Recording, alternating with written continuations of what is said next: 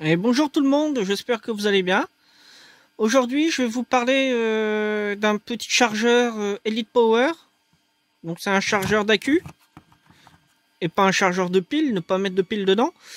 Donc c'est pour des accus batterie de NI-MH. Donc j'essaye de bien le mettre. Le modèle c'est MW1288-4GS. Il consomme 4,6 watts.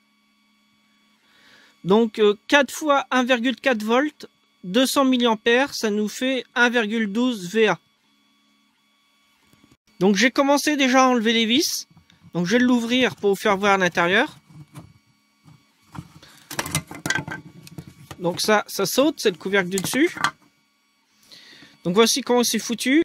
Ici on a le plus des accus. Ici vous avez le moins des accus. Donc autant vous dire que ce chargeur est très mal conçu, puisqu'il faut calculer le temps de charge des accus. En fait, il n'y a rien pour signaler la fin de charge. Donc en fin de compte, notre chargeur va continuellement charger l'accu, même s'il est chargé. Donc au final, si vous les laissez trop longtemps, ils peuvent se mettre à couler ou à éclater, exploser. Ça peut arriver. Donc je vais dessouder les fils qui viennent du transformateur et je vais vous faire voir la carte et le schéma de ce chargeur.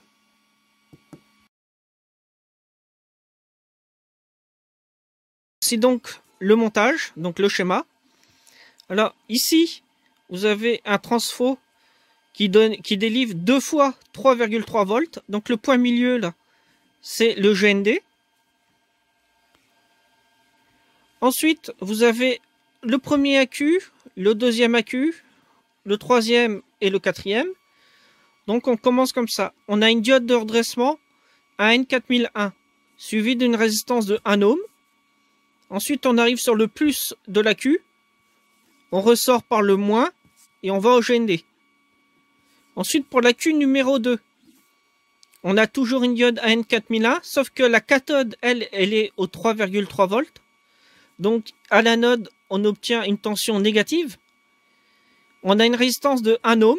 Donc, on arrive sur le moins de l'accu. C'est parce qu'on a une tension négative. Donc, obligatoirement, on ne peut pas se mettre sur le plus. Sinon, on fait éclater l'accu. Donc, le moins et le plus relié au GND. Ensuite, vous voyez qu'il y a 2 LED. Alors, j'ai mal fait la flèche. Hein. Là, c'est une flèche à la base. Hein. C'est pas un petit 1. Donc, ce sont des LED. LED rouge. Donc, voici comment c'est placé. Ici, on se sert comme du moins de la LED. Donc, comme on a une tension positive, on passe par une résistance de 680 ohms. On arrive sur l'anode de la LED. On ressort à la cathode ici directement sur notre bobinage du transformateur. Pour la tension négative, on a une résistance de 680 ohms qui est sur le moins VCC, qui arrive sur la cathode de la LED et qui ressort l'anode, elle, reliée ici sur le bobinage du transfo. Donc on a la même chose pour AQ3 et AQ4. Et on a directement un petit transformateur que vous voyez ici. Il n'y a aucun fusible thermique ni résistance, c'est directement sur le 220. Il n'y a aucune protection. Donc voilà pourquoi ce chargeur d'accu n'est pas bien du tout. Vous risquez d'endommager tous vos accus. Il faut le laisser charger avec un temps qui est noté sur la notice qui est livrée avec. Donc il faut avoir la notice pour savoir combien de temps il faut recharger ces accus. Voilà, la vidéo était vraiment très courte, mais je voulais vous parler de ce genre de chargeur qui il faut éviter d'acheter ce genre de chargeur là. Vaut mieux prendre des chargeurs, enfin après il faut voir l'intérieur, mais normalement il y a un contrôleur de charge. Donc si vous n'avez pas le contrôleur de charge, ça donne ça. Si vous avez le contrôleur de charge, lui, le contrôleur, une fois que votre accu va être commencer à être chargé, pas totalement, mais à peu près à 85%, on va dire. il va commencer à baisser la tension de charge, ce qui n'est pas le cas ici. Et ensuite, il va continuer jusqu'à ce que l'accu soit vraiment chargé. Et une fois que l'accu est chargé, il coupe la charge. Ce montage-là, il ne permet pas de couper la charge, ni de diminuer un peu la tension de charge pour que l'accu dure plus longtemps. Et là, c'est le contraire. Donc voilà, et, soyez vigilants, n'achetez pas ce genre de chargeur-là. Du Elite Power, on voit mal, chargeur de batterie NiMH. Donc voilà, j'espère que cette vidéo vous a plu. Moi, pour ma part, ça m'a plu de la tourner parce que il faut faire voir ce genre de chargeur et l'intérieur surtout pour expliquer aux gens de ne surtout pas acheter ce genre de chargeur. Donc voilà. Si vous avez aimé, n'hésitez pas à mettre un petit pouce vers le haut et un petit commentaire, ça fait toujours plaisir. N'hésitez pas non plus à partager cette vidéo pour qu'elle soit vue un maximum. Vous pouvez la partager sur Twitter, sur tous les réseaux sociaux, par mail également. Vous pouvez également la télécharger si vous voulez avoir le montage et la vidéo sur votre ordinateur. J'en profite parce que j'en ai pas reparlé depuis quelque temps. Pour ceux qui ont un problème électronique ou informatique et qui n'arrivent pas à résoudre, qui savent pas du tout comment faire et tout ça, vous pouvez venir sur le forum Triac Affaires et dessus vous inscrivez, c'est gratuit. Alors, il y a de la pub, vous pouvez utiliser Adblock par exemple sur le navigateur internet. Ça coupe la pub et ça évite d'avoir de la publicité inutilement. Donc vous pouvez utiliser ça, vous inscrivez. Une fois que c'est fait, vous créez un post. Et nous, on essaiera de répondre au mieux que l'on peut. N'hésitez pas à poser un maximum de questions, même sur cette vidéo. Si vous avez des questions, surtout, n'hésitez pas à en poser. Donc le forum, ça s'appelle Triac Affaires. Donc je mettrai le lien dans la description, juste en dessous de la vidéo. Je profite de cette vidéo pour faire un appel à vous. Pour faire des vidéos, j'ai besoin de matériel. Donc du matériel en panne, si possible. Donc vous voyez que ça peut aller d'un chargeur comme ça. Ça peut aller d'une carte mère, de tout ce que vous avez qui est électronique, un chargeur. Même si c'est fonctionnel, si c'est démontable, c'est pas grave. Donc je recherche plein d'appareils, donc n'hésitez pas à m'en envoyer. Donc pour m'en envoyer, c'est pareil, dans la description sous la vidéo, je vais mettre l'adresse postale pour pouvoir m'envoyer du matériel si vous en avez.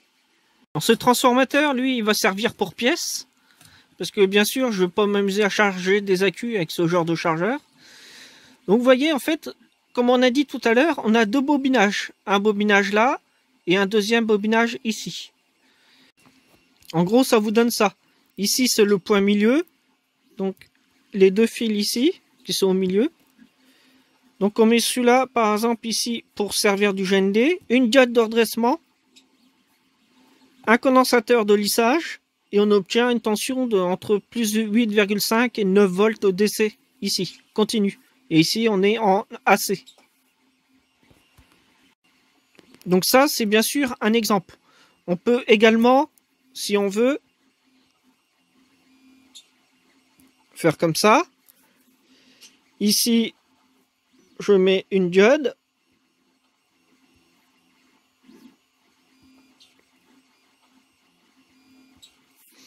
Et là, j'obtiens 3,3 volts ici.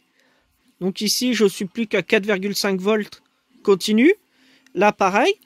Et je peux également mettre ma diode comme ceci. Donc la cathode sur le bobinage. Sur mon anode, j'arrive sur le moins d'un condensateur. Le plus, lui, il est relié au GND, vu que c'est une tension négative. C'est pour ça qu'on câble comme ça. Et ici, on peut avoir une tension de moins 4,5 volts. Je peux également, si je veux, ici, avoir une tension négative et pas de tension continue. Donc j'inverse la diode, je mets la cathode ici, l'anode ici. J'inverse le condensateur, le moins ici, le plus ici au GND. Et là, j'aurai moins 4,5 volts. Avec le GND ici. Je peux avoir ici le GND. Là, j'ai rien de branché. C'est les 2 points série du transformateur. Donc, il n'y a rien. C'est pour ça que je mets le doigt. Je mets ma diode en sens inverse. Et là, le condensateur en sens inverse. Et là, j'obtiendrai une tension entre moins 8,5 et moins 9 volts. Donc voilà toutes les possibilités qu'on peut faire avec ce genre de transformateur. J'ai enfin réussi à avoir ma nouvelle imprimante. C'est une Ender 3 Pro. Je peux vous dire, elle est géniale. Hein, vraiment géniale. Autre chose que l'autre. Là, elle est en train de tourner. Je suis en train de faire un petit boîtier pour mettre un support USB. Donc là, ça fonctionne, ça tourne. Je vous fais voir vite fait. Bon, faites pas attention à tout le bazar qu'il y a tout autour. Il y a ma tasse, il y a tout ça. Ça, c'est des essais pour les réglages. Alors, j'ai acheté du filament, mais il est trop fin. Et du coup, ça se barre. Là, avec du bon filament, qui fait 1,75 mm, et ben là, ça fonctionne impeccable, ça tient. Je vous dis maintenant à la prochaine pour une future vidéo. Bon confinement et déconfinement à tous, ça va bientôt venir. Et moi je vous dis à la prochaine. Salut, salut, bye bye.